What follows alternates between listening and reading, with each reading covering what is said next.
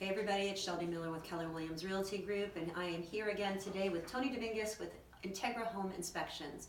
So Tony, today I wanted to ask you to explain to a first-time home buyer, maybe not a first-time home buyer, but someone who's buying a home that has a well, that normally we don't do water tests when it's public water or public sewer, but we do a water test normally when there's a well. And there are different types of well inspections that you do in testing of water. Can you explain the different types that there are? Sure. Well, first, the reason why with public water you wouldn't typically test is because the municipality tests annually and they send you a report on your water quality. As a home or a homeowner with a private well, you are your own water treatment facility. There's no one that's out there that's going to test your water for you. Now, there's also no private well regulation in Pennsylvania. Okay. So there's no one that's forcing you to test your water. So it is something that generally should be done when you purchase the home, but you should also consider doing it regularly under your ownership as well.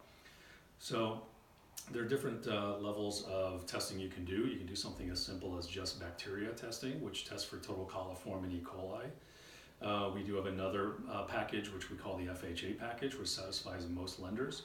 That adds things like nitrates and nitrites, as well as your bacteria and lead. And then we have what's called the EPA standard. The EPA standard is consistent with what the EPA would require a public facility to test for.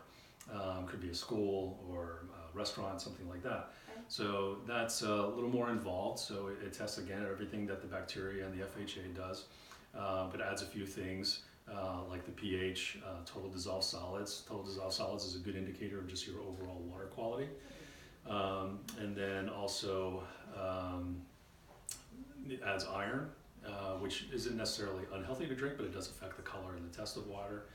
And I'm trying to think here. So just go from the top. So it does your total coliform and E. coli bacteria, does the lead and the iron, does the pH, the hardness, and the nitrates and nitrites and the total dissolved solids. Now, one time I had you inspect a home for me that had a detached garage that the man changed oil all the time and was like keeping it as an active working garage. And I think we did a special water test specifically to make sure that there wasn't hazardous materials as well. There's another water test. Thanks for reminding me on that. It's the VOC, a volatile organic compounds test. Okay. A lot of times we'll get a request to do that if the home is near a pipeline or a gas station or in a situation like that as well. And it looks for the 21 common volatile organic compounds to determine whether that oil or gasoline component is in the water as well. All right, so guys, as you can tell, Tony knows his stuff. So if you are having any concerns about your well and need to get your water tested, you're going to see Tony's number is listed at the bottom of the page, and I suggest that you give him a call. Thanks for watching. Thank you.